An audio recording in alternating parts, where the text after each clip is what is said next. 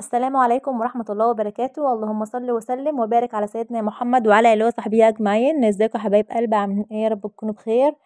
النهارده بقى ان شاء الله هعمل معاكم الجلاش باللحمة المفرومة بطريقة سهلة جدا. بس قبل بقى ما نبدأ الفيديو بتاعنا، فضلا وليس أمرا، يا ريت تشتركوا في القناة وتفعلوا زر الجرس عشان يوصل لكم مني كل جديد. ولو عجبكم بقى الفيديو متنسونوش في لايك كده حلو وفي كومنت حلو. هنا أول حاجة بقى هنا بعملها بعصج اللحمة، كانت بس معايا مجمدة هي، بس بتفك على طول. حطيت هنا البصلة وعليها اللحمة وبشرت طماطمتين او ممكن تضربوهم في الخلاط زي ما انتوا عايزين، اي حاجة، وسبتها هي بقى على ما تفك شوية.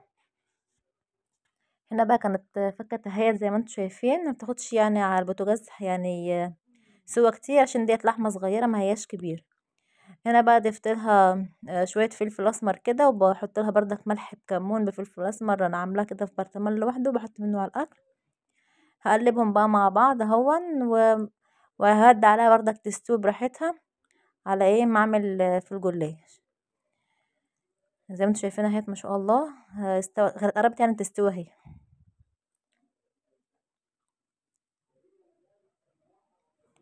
الاكله دي بقى تنفع في مناسبات، في عزومات، يعني جنب اي حاجه كده، تبقى طعم الجلاش جميل قوي.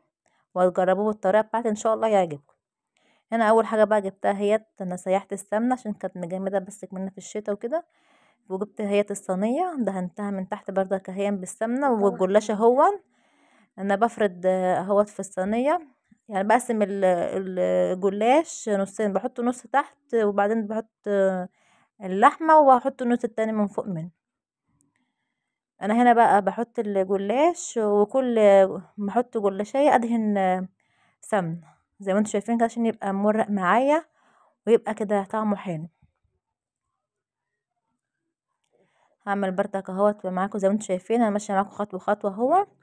زي ما انتم شايفين اهو بفرد الجلاش، وبيبقى في حته بقى زياده كده بتنها من تحت عادي، ما فيش اي مشاكل زي ما انتم شايفين كده. او ممكن في ناس بتحب تقطعها بالسكينه، بس انا بحطها كلها يعني مش فارقه، يعني ياما من هنا وياما من هنا، يا اما بتني من الناحيه ديت ويا اما التانية بتني من الناحيه التانية. هنا بقى كنت حطيت نص الكميه بتاعه الجلاش. هنزل بقى هو باللحمه هي بعد ما عصقتها. هو يعني الجلاش كده كده ما بياخدش لحمه كتير، انا ما حطيتش اللحمه كلها اصلا، انا قسمتها على نصين. هنا بقى ضفت له هي اللحمه زي ما انتم شايفين اهوت، وفردتها كويس كده في الصينيه. هحط بقى النص التاني من الجلاش. برضك هحط اهوت النص التاني اهوت من الجلاش. وبرضك هزين برضك ايه سمنه كده، كل رقه من الجلاش بدهن عليها ايه سمنه كده. دون جلاش من اللي هو السايب، مش من اللي هو بتاع السوبر ماركت. دون الصراحه بيبقى احلى بكتير من اللي بيتباع في السوبر ماركت المكيس التاني ده. ده بيبقى اوفر واحلى كمان وما بيبقاش مهري. زي ما انتم شايفين كده كل واحده طالعه بوحدتها اهي. التاني بجيبه ساعات بلاقيه متكسر وما بيبقاش مبروك. هنا بقى خلصت اهوت الجلاش عمايه.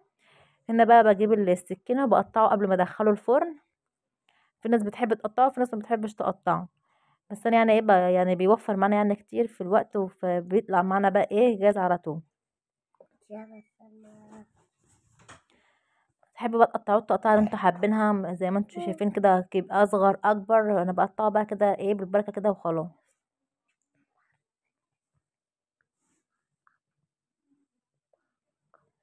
طريقته سهله خالص وما خدتش معايا اي وقت.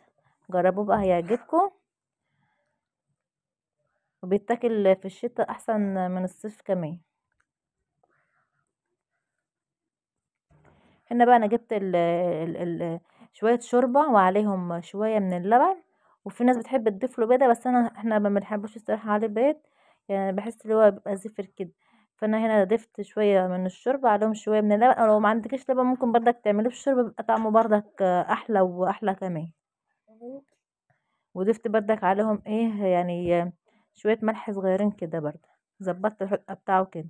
فهو ما بياخدش معانا يعني شوربه كتير، ولا بياخد حتى سوا في الفرن. هنا بقى كنت مسخنه الفرن يسخن معايا عشان ادخله على طول ما ياخدش معايا سوا. زي ما انتم شايفين اهو. سقيته اهو بالشوربه وباللبن. كده بقى جاهز معايا هون بقى للسوا. هدخله بقى يستوي، لما يخرج اوريكم شكله بعد ما يستوي. شايفين بقى هو انا بقى في الفرن اهوت، ما شاء الله. شوفوا بدأ يعلى هون. شايفين ما شاء الله. يعني شوفوا بقى بدأ اللي هو يحمر من تحت هون. بقى بروح مشغله عليه الشوايه من فوق.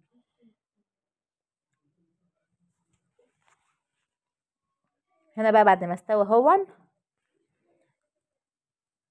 هقطع بقى ايه كده، بيتقطع بقى معايا على طول لما احنا ما بنكون يعني مش مقطعين.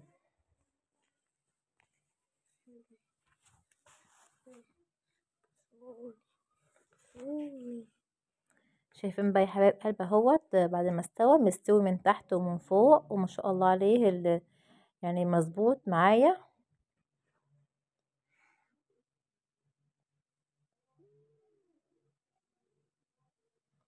وبس كأنه كان سخن اول ما كنتش عارفه امسكه، بس شايفين ما شاء الله شكله اهوت يفتح النفس. والطعم بتاعه بقى كان احلى واحلى. جربوه بقى بالطريقه ديت هيعجبكم ان شاء الله. طعمه كده والله كان جميل، والعيال كلها حبوه.